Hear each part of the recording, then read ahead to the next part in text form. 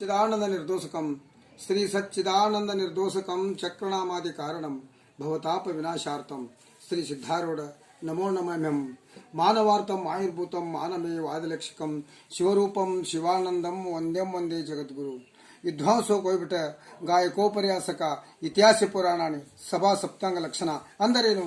ಈ ಭೂಮಿಯಲ್ಲಿ ವಿದ್ವಾನರು, ಕವಿಗಳು, ಗಾಯಕರು, ಇತಿಹಾಸಕರು, ಜಟ್ಟಿಗಳಲ್ಲಿ ಕುಸ್ತಿ ಪ್ರೇರಣರು ಅವರೆಲ್ಲರ ಮುಂದೆ ತಮ್ಮಣ್ಣ ಅಪರಾಳ ಇವರ ದಶಮಶಕದ ಭಾಗವತ ಶ್ರೀಕೃಷ್ಣ ಪಾರಿಜಾತವೆಂಬ ಆಖ್ಯಾನವನ್ನ ಈ ಸಭಾ ಪಂಡಿತರ ಮುಂದೆ ಆಡಿ ತೋರಿಸಲು ಇಚ್ಛಾನುಸಾರವಾಗಿ ಬಂದಿದ್ದೇನೆ.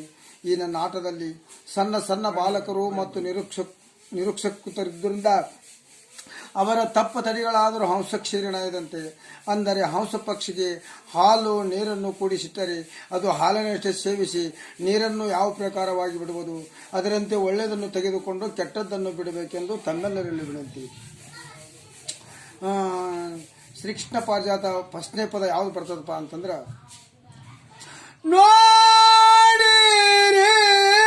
ಬಾಲ ಭೀಮನ ದಯವಿದು ಕಾಲ ಕಾಲಕ್ಕೆ ಎನ್ನ ಪಾಲನೆ ಮಾಡುವ ಕುಲಗೂಡ ಭೀಮನ್ನ ಕುಲಗೂಡ ದರಸನ್ನ ನೋಡಿರಿ ಬಾಲ ಭೀಮನ ದಯವಿದು ಅವಾಗ ಶ್ರೀಕೃಷ್ಣ ಪಾರಿಜಾತ ಸ್ಟಾರ್ಟ್ ಆಗ್ತಾ ಇದೆ. ವಸುದೇವ ದೇವಕಿ ಸುತ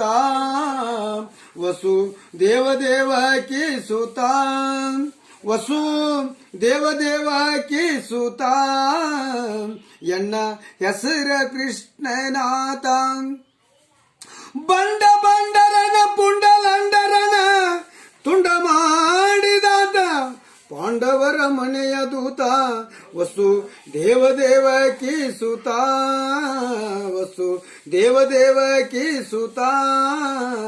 ಎನ್ನ ಹೆಸರ ಕೃಷ್ಣನಾಥ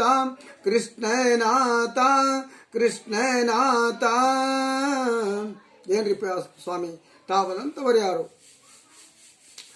ನೋಡು ದೂತೆ, ನನಗೆ ನಾಮವಿಲ್ಲ, ನನಗೆ ರೂಪವಿಲ್ಲ, ನನಗೆ ಹಸೆಗಳಿಲ್ಲ, ನನಗೆ ತ್ರೆಸೆಗಳಿಲ್ಲ.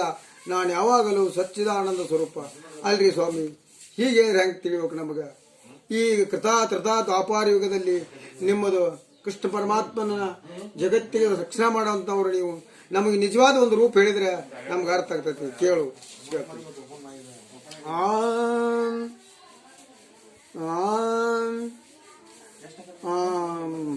ಶ್ರೀ ನೋಡ್ರಿ, ಈಗ ನನ್ನ ಅನಿಸಿಕೆ ಅಂತಂದ್ರ ಪರಮಾತ್ಮನ ನಾಮಸ್ಮರಣೆಯಲ್ಲಿ ಹೆಂಗ್ ಕೃಷ್ಣ ಪರಮಾತ್ಮ ಹೆಂಗದಾನ ಅಂತ ಕೇಳಿದ್ರೆ ಗಾಳಿ ಸ್ವರೂಪದಾನು, ನೀರಿನ ಸ್ವರೂಪದಾನು, ಬೆಂಕಿ ಸ್ವರೂಪದಾನು, ಅಗ್ನಿ ಸ್ವರೂಪದಾನು. ಹೀಗಾಗಿ ನನ್ನ ನಿಜವಾದ ನಾಮವನ್ನು ಹೇಳುತ್ತೇನೆ ಕೇಳಿ. ಕೆಸರಿನಲ್ಲಿ ಕಮಲ ಹುಟ್ಟಿತು, ಕಮಲದಲ್ಲಿ ಬ್ರಹ್ಮ ಹುಟ್ಟಿದ.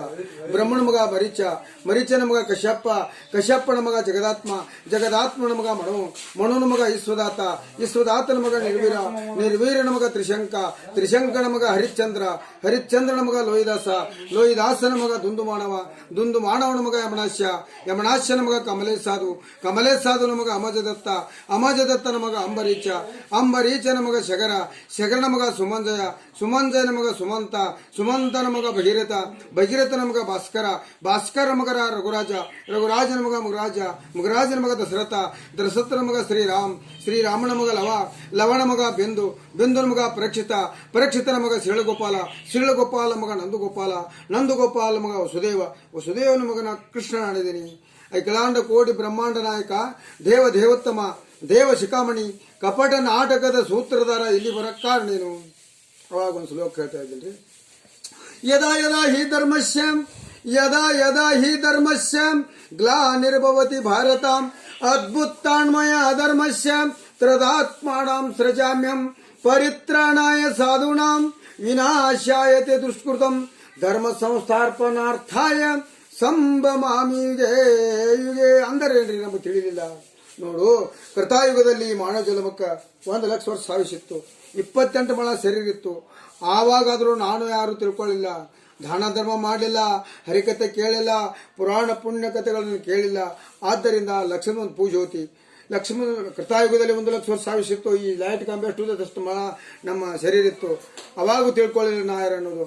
ಅವಾಗ ಕೃತಾಯುಗದಲ್ಲಿ ಮತ್ತರ್ಧ ಆಯುಷ್ಯವನ್ನು ಕಳೆದ ಕೃಷ್ಣ ಪರಮಾತ್ಮ ಮತ್ತೇನು ಮಾಡ್ತಾನೆ ಮುಂದಂದ್ರೆ ತ್ರತಾಯುಗದಲ್ಲಿ ಅದರನ್ನು ಅರ್ಧ ಅವಾಗಾರು ತಿಳ್ಕೊಳ್ಳಿಲ್ಲ. ಈ ಕೃತಾಯುಗ, ತ್ರತಾಯುಗ, ದ್ವಾಪಾರಯುಗ, ಕಲಿಯುಗದಲ್ಲಿ ಇದು ಕಲಂಕಿ ಅವತಾರ. ಇನ್ನಾದರೂ ನಾನು ಯಾರು ದಾನ ಧರ್ಮ ಮಾಡು, ಪುರಾಣ ಪುಣ್ಯ ಕಥೆಗಳನ್ನು ಕೇಳು, ನಾಮಸ್ಮರಣೆ ಮಾಡು, ಹಸಿದು ಬಂದವರಿಗೆ ಅನ್ನ ಪ್ರಸಾದವನ್ನು ನೀಡು ಅಂದರೆ ನಿನಗೆ ಈ ಕೃಷ್ಣ ಪರಮಾತ್ಮ ಒಲಿಮೆ ಆಗ್ತದೆ. ಆಯಿತು, ಆಕೆ ಆಗವಲ್ರಿ. ನೋಡು, ಈಗ ಕೃಷ್ಣ ರುಕ್ಮಿಣಿ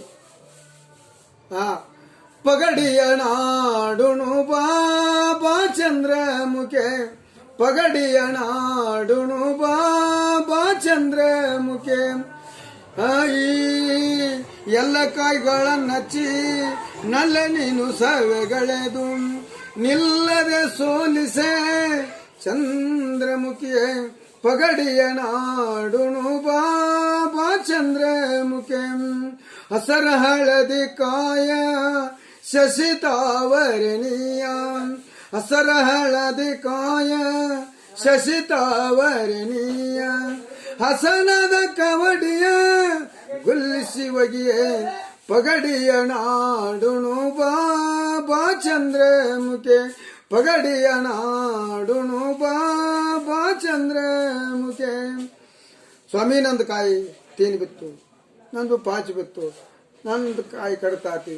ಹಿಂಗ ಪಾರಿಜಾತದ ಪಗಡಿ ಅಂದರೇನು, ಇದ್ರ ವಿಸ್ತಾರ ದ್ವಾರದದ. ಇಲ್ಲಿಗೆ ನನ್ನ ಮಾತಾಡ ವಿರಾಮ್ ಕೊಟ್ಟ ಮುಂದಿನ ಸಂದರ್ಭದಲ್ಲಿ ಹೇಳ್ಕೊಡ್ತಾ ಇದ್ದೇನೆ.